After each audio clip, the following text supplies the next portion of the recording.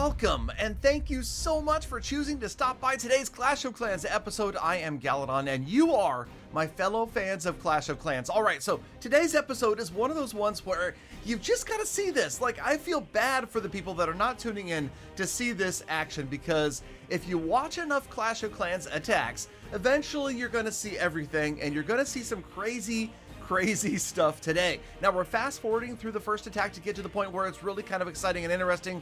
So while we have a minute, if you wanted to, go ahead and take a moment, subscribe to the channel, turn on notifications, be ready for the earliest and most accurate update information. It really helps out the channel a lot. I appreciate it, you guys. And let's get down to it. Okay, so back to regular speed. And what we're talking about today is, of course, the tornado trap and the absolute devastation that it can cause to attacks late in the attack. And this is just kind of a prime example of what can happen when Exocyst looks like he's got an easy 3. And I don't know if you saw the time elapsed at the beginning of this attack, but yeah, this attack takes every second on the clock and is going to come down to literally the final second that Exocyst is indeed going to grab the 3-star. Now this is just an example. I'll show you, by the way, what is really crazy in just a second, but just go back and look and watch the timer right at 3 minutes right there. I mean, we're talking about half a second that X probably had at the end of that attack. Too bad we didn't catch it live. The good news is we did catch okay, we didn't catch this one live, but okay, hold on. But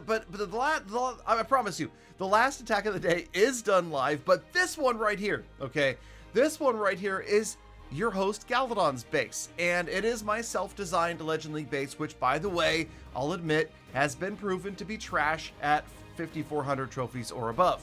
And this perhaps just another example of players that are destroying my base with various attacking combinations.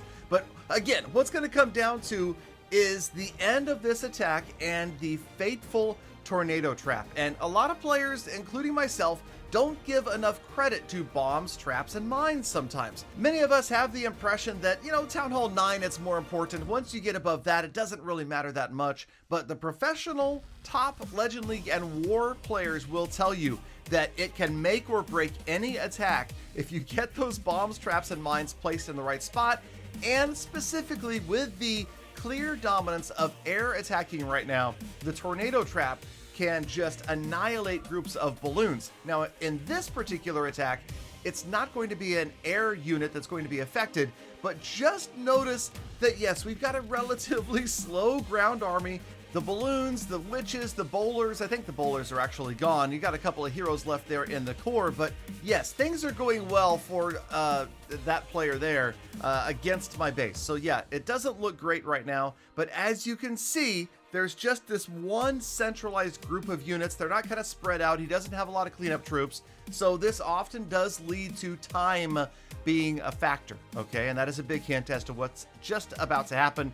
The Archer Queen is going to work her way through another maxed out wall. And of course, she's just going to find herself behind yet another wall that she's got to get through. And that's going to make her life that much more difficult. The balloons are not going to survive the multi-farg inferno. But yes, the Archer Queen still has her ability, and we've got about a minute left in this replay. Also, notice the design of the base. Remember where the town hall was? Over there, just to the left of that last elixir storage.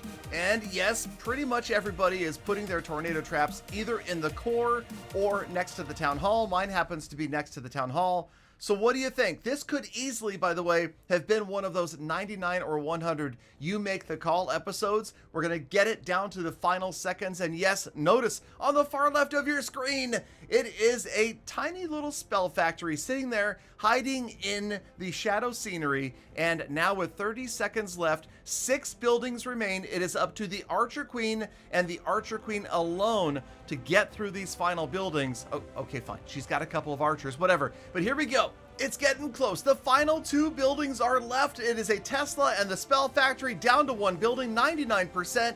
Easy win, right? I mean, just take a look at that. That's like maybe another 6 paces, and the Archer Queen is going to be on top of the Dark Spell Factory. 12 seconds left in this replay. What could possibly go wrong? That's right. That's right.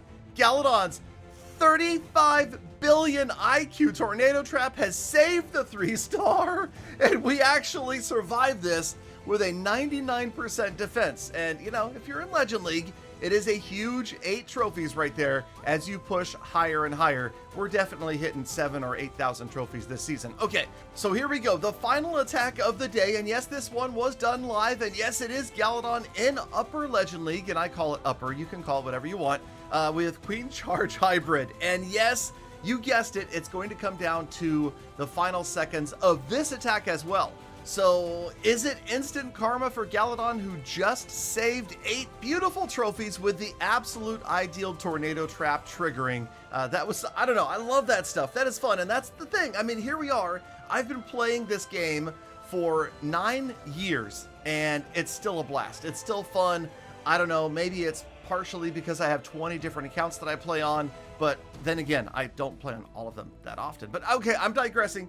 I'm getting off the subject as we're watching this final attack of the day, and I'm just telling you, if you walk away with one simple lesson from today's attacks, it is that every bomb, trap, mine, and Tesla matters. And there are often times when it comes down to that final building, and yes, be careful with your base design. Also, think about the settings, single versus multi-target, ground versus air skeleton traps, and ground versus air expos, and of course, your clan castle. These are all things that you can use to confound and confuse your attackers, and of course, switching up your base and using unusual designs.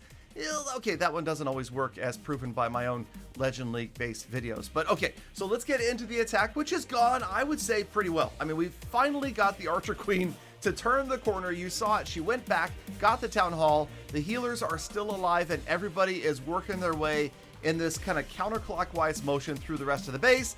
Yes, those stinking super minions, they seem to get me every time, but this time the Archer Queen did manage to survive. We're going through the middle right there, and with a pretty good placement on the heal spell, I thought, you know, most of the units kind of went through that right in the middle of all of those Inferno Tower beams and the scatter shot. Then you've got, oh wait, never mind.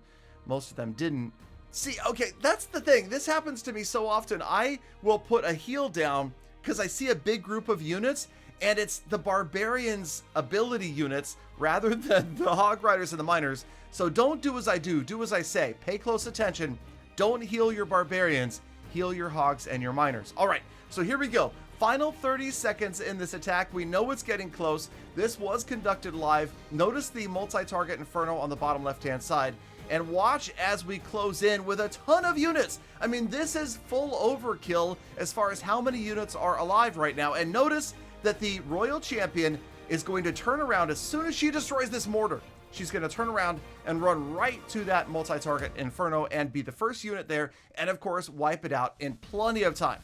Here we go. 11, 10 seconds. Here goes the Royal Champion after that Inferno Tower. And there's the tornado trap, and yeah, so all right, so it's fun, it's okay. And look, I'm guessing the defender got to watch that as well. You know, he's laughing all the way to the trophy bank by saving 8 trophies, but we had fun. I hope you guys are careful where you put your tornado traps. Obviously, every last one matters. I hope you guys enjoyed the episode. I love watching this stuff, so I hope you're back tomorrow.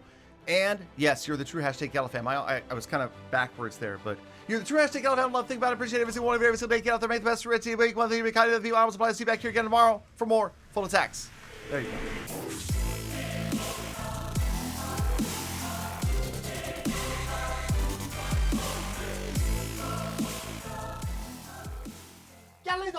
Galadon, even your mouth is a tornado today.